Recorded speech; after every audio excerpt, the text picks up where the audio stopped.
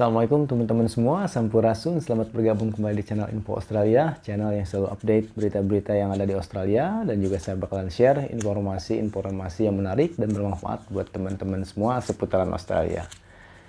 Nah, di konten kali ini saya bakalan bahas mengenai banyak sekali nih kasus yang nanya ke saya, bukan kasus ya, masalah problem ini yang nanya ke saya lewat DM ataupun email. Makanya daripada saya jelasinnya bolak-balik, mendingan saya bikin konten videonya biar nanti kalau ada yang bertanya lagi saya arahin ke videonya. Jadi masalah problemnya itu banyak sekali yang dijanjikan untuk kerja di perkebunan dengan gaji segini tiap hari kerja, gaji per bulan 60 juta 70 juta seperti itu. Dan saya bakalan jelasin berdasarkan beberapa teman saya yang pernah ngalamin, yang sudah di sini ya teman-teman, yang sudah kerja di perkebunan itu. Jadi simak videonya teman-teman, jangan di skip biar informasinya masuk full ke teman-teman, oke? So, mari kita mulai teman-teman.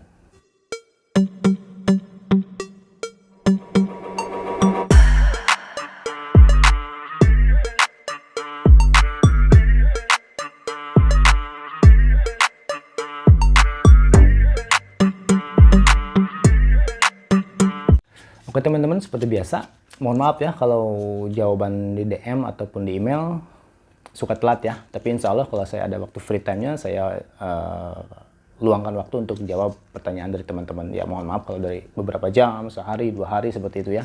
Tapi insya Allah saya bakalan jawab pertanyaan dari teman-teman. Balik lagi ke konten teman-teman. 3 minggu terakhir ini banyak sekali teman-teman yang DM ataupun email ke saya masalah, Bang, saya ini kontak-kontak dengan seseorang gitu kan yang menjanjikan kerja di Australia, kerja di perkebunan dengan gaji 2,5 juta per hari dengan kerja 6 hari 1 minggu ataupun ada yang 5 hari 1 minggu dan bisa mendapatkan penghasilan 60 juta sampai 70 juta per bulan dengan dijanjikan diiming-imingi seperti itu ya, tapi menggunakan visa turis. Nah, saya bahas dulu masalah visa turisnya. Sebelumnya saya sudah bahas di episode 3 ya kalau nggak salah tuh ya, episode 3 udah beberapa bulan yang lalu. Kalau visa turis itu teman-teman tidak boleh dipakai untuk kerja. Kalau ketahuan itu bisa dideportasi teman-teman. Cuman banyak yang menyalahgunakan visa turis ini di Australia. Saya tidak menutup-nutupi ya teman-teman ya. Saya cerita apa adanya, tidak menutup-nutupi. Banyak juga ya kasus-kasus seperti ini. Jadi mereka datang menggunakan visa turis dan mereka bekerja juga. Ada yang kena juga sama imigrasi, ya ada yang alhamdulillah nggak kena juga. Ya masih kerja di Australia gitu kan, yang sepengetahuan saya ya. Tapi saya nggak tahu seberapa banyaknya ya. Cuman itu sangat-sangat beresiko buat teman-teman. Saya bikin konten ini bukan hanya untuk ngasih tahu informasi ataupun memudahkan teman-teman dalam cara berpikirnya ya. Jangan sampai kayak gitu ya teman-teman. Pilihan tapi selalu ada di teman-teman ya. Kalau teman-teman punya jiwa nekat, punya modal yang banyak. Cuman kedepannya kan kita nggak tahu nih ya. Jadi kalau teman-teman pengen melakukan dengan jalur seperti itu, pikir 2 kali oleh teman-teman ya. Jangan sampai gara-gara pengen menggebu-gebu pengen ke Australia, modal habis, pengen dapat duit malah nggak dapat duit, malah dideportasi seperti itu ya. Amit-amit jangan ya. Nah, banyak sekali teman-teman yang DM nih ke saya ya, ke email ataupun ke Instagram. Saya dijanjiin begini-gini bla bla bla bla bla. Gimana Kak ini solusinya? Gimana Kang ini solusinya gitu kan? Apakah ini benar legit seperti itu? Sebenarnya visa turis itu kan nggak boleh dipakai kerja teman-teman. Jadi nggak legit ya, nggak legal ya, nggak boleh dipakai kerja. Dan menjanjikan kerja di perkebunan. Nah, saya share ini berdasarkan pengalaman teman saya ya, teman-teman ya. Ada beberapa teman saya yang kerja di perkebunan juga. Dan teman saya juga sering ngobrol sama saya gimana kerjaannya, apa gimana gitu kan. Jadi saya share buat teman-teman informasinya ya, biar teman-teman yang ada di Indonesia tahu gimana situasinya kalau kerja di kebun menggunakan visa turis atau ilegal seperti itu ya. Nah jadi gini teman-teman, si agent pasti menjanjikan yang manis-manis, bukan agent lah misalnya, atau perorangan ya, perorangan yang memberangkatkan kerja. Dia pasti menjanjikan yang manis-manis, kerjaan 6 hari, gaji 2,5 juta per hari, total misalnya bisa nyampe 70 juta per bulan, seperti itu. Nah, perlu digarisbawahi sama teman-teman. Kerja di perkebunan itu tergantung musim, teman-teman. Jadi kalau lagi musim panen, pasti banyak kerjaan. Ya 5 hari, 6 hari, seperti itu ya. Cuman ketika panennya habis, kita jam kerja dikurangin. Misalnya jadi 1 hari dalam seminggu, 2 hari dalam seminggu.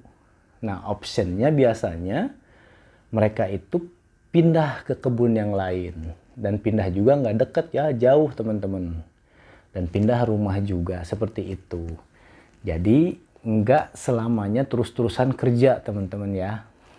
Misalnya nih, mau lagi musim panen avocado atau blackberry, blueberry, seperti itu. Misalnya panennya 2 minggu.